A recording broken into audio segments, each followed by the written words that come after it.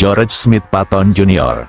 lahir pada tanggal 11 November tahun 1885 di San Gabriel, California, dalam sebuah keluarga dengan tradisi militer yang kuat. Leluhurnya bertempur dalam Perang Kemerdekaan Amerika dan Perang Saudara.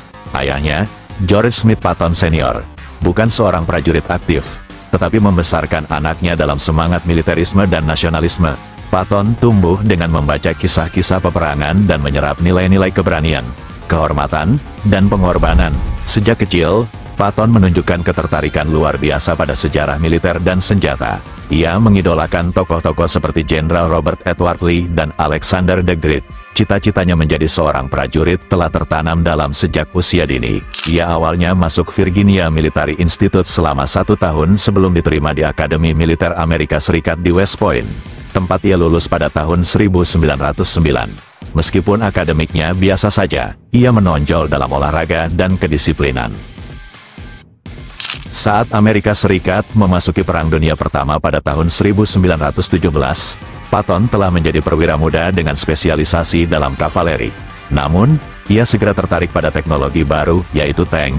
Patton ditugaskan membantu pembentukan unit tank pertama Angkatan Darat Amerika Serikat dan menjadi komandan tank korps di bawah komando Jenderal John Joseph Pershing dalam American Expeditionary Forces di Prancis. Di sana, Patton mempelajari seluk-beluk kendaraan lapis baja, baik dari teori maupun pengalaman langsung di garis depan. Ia memimpin dari depan dalam pertempuran Saint-Mihiel dan terluka saat menyerang pasukan Jerman di Meuse-Argonne. Patton menjadi tokoh penting dalam memperkenalkan dan mengembangkan taktik mobilitas tank yang kelak menjadi pondasi perang mekanis modern. Meskipun tank korps dibubarkan setelah perang, pengalaman Patton menciptakan dasar pemikirannya. Perang harus cepat, menghantam dengan keras, dan dilakukan secara ofensif menggunakan kendaraan tempur. Setelah Perang Dunia Pertama, Patton sempat merasa terpinggirkan saat Angkatan Darat Amerika Serikat mengalami pengurangan besar-besaran. Namun, ia terus menulis makalah-makalah militer tentang penggunaan tank dan strategi ofensif yang agresif. Di tahun 1930-an, ia dikenal sebagai perwira yang tak hanya keras pada dirinya sendiri, tetapi juga sangat disiplin terhadap anak buahnya. Ketika Perang Dunia Kedua pecah di Eropa dan Amerika Serikat mulai mempersiapkan keterlibatan, Patton ditugaskan memimpin latihan besar-besaran dan membentuk unit lapis baja pertama di Amerika Serikat. Ia membangun reputasi sebagai komandan keras yang menuntut kesempurnaan. Di bawahnya, prajurit didorong untuk selalu siap tempur, dalam fisik maupun mental. Ia sering melakukan inspeksi langsung dan tidak ragu menghukum prajurit yang dianggap lemah. Pada tahun 1942, Patton dipercaya memimpin pasukan Amerika dalam Operasi Torch, invasi sekutu ke Afrika Utara. Setelah pasukan Amerika Serikat kalah dalam pertempuran Kasserine Pass, Patton dipanggil untuk menggantikan Jenderal Lloyd Fredendall. Dengan disiplin keras, Patton memperbaiki moral, struktur komando, dan efektivitas tempur dalam waktu singkat. Hasilnya, pasukan Amerika Serikat mulai memenangkan pertempuran melawan Jerman dan Italia.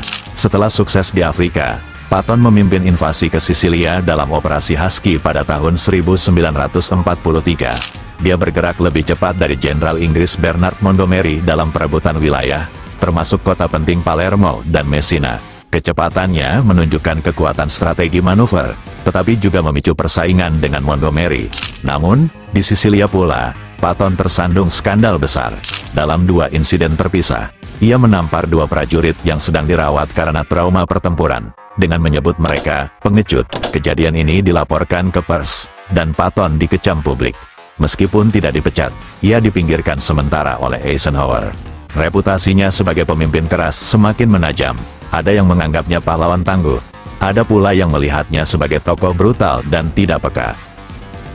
Meski disangsi secara diam-diam, Patton mendapat peran kunci dalam Operasi Fortitude, sebuah misi intelijen dan propaganda untuk menipu Jerman menjelang invasi Normandia. Patton dijadikan umpan hidup dengan memimpin pasukan fiktif, First US Army Group yang bermarkas di Kent, Inggris, seolah-olah akan menyerbu Pas de Calais, bukan Normandia. Jerman, yang menganggap Patton sebagai jenderal ofensif paling berbahaya, mempercayai informasi ini. Mereka mengerahkan sebagian besar pertahanan ke wilayah yang salah. Bahkan, setelah invasi Normandia terjadi pada tanggal 6 Juni tahun 1944, Hitler masih mengira itu hanyalah pengalihan, dan invasi utama akan dipimpin Patton dari Calais. Operasi Fortitude berhasil besar. Ini menunjukkan bahwa reputasi Patton bukan hanya taktis, tapi juga strategis dan psikologis, sampai-sampai mampu menipu dan menakut-nakuti militer Nazi secara masif. Setelah ditugaskan kembali ke medan tempur pada pertengahan tahun 1944, George Smith Patton diberi komando atas tentara ketiga Amerika Serikat yang disebut Third Army. Unit ini dilepaskan pada bulan Agustus pada tahun 1944 setelah keberhasilan sekutu dalam menembus pertahanan Jerman di Normandia melalui Operasi Cobra. Patton memimpin pasukannya dalam manuver ofensif tercepat dan paling efektif dalam sejarah militer modern kala itu. Dalam waktu singkat, tentara ketiga menyapu Prancis bagian barat dan tengah, membebaskan kota demi kota seperti Le Mans, Orleans, dan akhirnya bergerak menuju Metz. Mereka menempuh lebih dari 100 mil dalam 10 hari, membebaskan ribuan desa dan memukul mundur pasukan Jerman yang panik. Kunci keberhasilan Patton adalah kecepatan dan fleksibilitas manuver lapangan, yang ia tekankan sejak awal. Ia menggunakan kekuatan lapis baja dan kendaraan bermotor untuk menghindari benturan frontal dan memilih memukul dari samping, mengelilingi, dan memutus jalur suplai musuh. Namun, serangan kilat ini akhirnya terhambat bukan oleh Jerman, melainkan oleh logistik. Pasukan Patton kehabisan bahan bakar karena suplai diprioritaskan untuk pasukan Jenderal Montgomery. Ini membuatnya murka dan memperdalam ketegangan antara dirinya dan komando sekutu, terutama Montgomery dan Eisenhower. Pada Desember tahun 1944, Hitler melancarkan serangan mendadak besar-besaran ke wilayah Ardennes, Belgia, dikenal sebagai pertempuran Bulge. Tujuan Jerman adalah memecah garis sekutu dan merebut pelabuhan Antwerpen. Salah satu titik krusial dalam serangan ini adalah kota Basten, yang dikepung oleh pasukan Jerman dan dipertahankan mati-matian oleh Divisi Lintas Udara ke-101 Amerika Serikat. Patton, yang saat itu sedang mempersiapkan serangan di Lorraine, segera menyadari bahaya situasi. Dalam waktu kurang dari 48 jam, ia memutar haluan tentara ketiga sejauh lebih dari 100 mil ke utara, sebuah manuver militer yang dianggap luar biasa oleh banyak sejarawan. Pada tanggal 26 Desember tahun 1944, pasukan Patton berhasil menembus pengepungan dan menyelamatkan Baston, membalikkan keadaan dan memaksa pasukan Jerman mundur.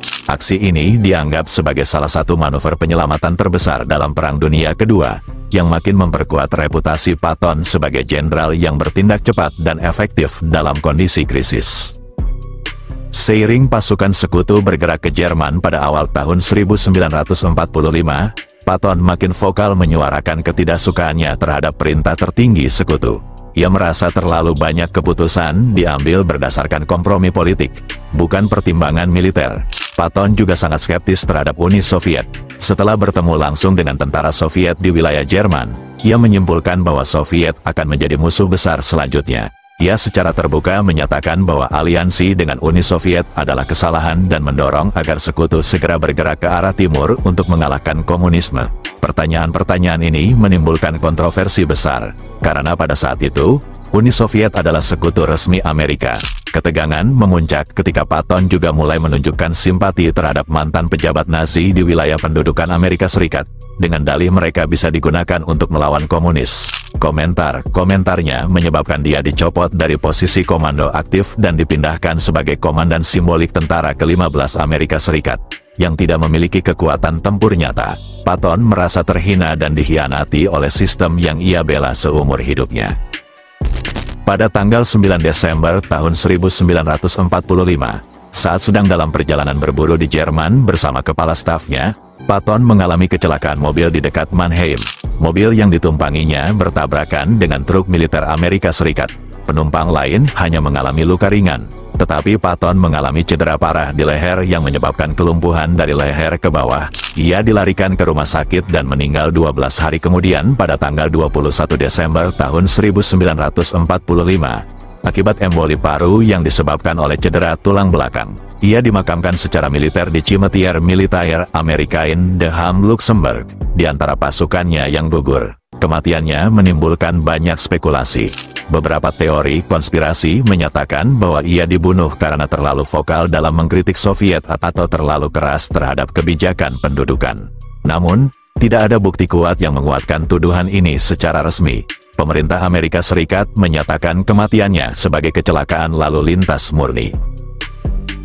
Bagi musuh-musuhnya, terutama Nazi, nama George Smith Patton adalah simbol teror militer. Dalam laporan-laporan intelijen Jerman, Patton disebut sebagai komandan paling ofensif dan berbahaya di antara semua jenderal sekutu. Bahkan dalam operasi Fortitude, Nazi percaya bahwa hanya Patton yang layak memimpin invasi ke Eropa Barat, bukan Eisenhower atau Montgomery. Propaganda Jerman menggambarkan Patton sebagai figur brutal, namun mereka diam-diam menghormati dan takut padanya. Ketika Patton memimpin tentara ketiga, banyak komandan Wehrmacht mencatat bahwa pergerakannya sulit diprediksi dan mustahil dihentikan. Warisan Patton tidak hanya terletak pada medan perang, tetapi juga pada doktrin militer modern, penggunaan kekuatan lapis baja untuk mobilitas tinggi, kepemimpinan agresif di lapangan, dan pentingnya moral serta disiplin tempur. Ia juga menjadi subjek film, buku, dan kajian militer selama puluhan tahun. Film Patton pada tahun 1970, yang memenangkan Oscar, memperkenalkan kisah hidupnya kepada generasi baru. George Smith Patton adalah jenderal medan tempur sejati, cepat, keras, dan mematikan. Dia menaklukkan Nazi di barat, menyelamatkan Baston, dan memberi kontribusi besar dalam menghancurkan kekuatan Hitler. Namun, visinya tentang ancaman Soviet, sikapnya yang belak-belakan, dan gaya komandonya yang tanpa kompromi membuatnya dikucilkan pada akhir hidupnya. Kematian tragisnya tak menghentikan warisannya. Patton tetap hidup dalam sejarah sebagai salah satu komandan paling ditakuti dan dihormati di abad ke-20.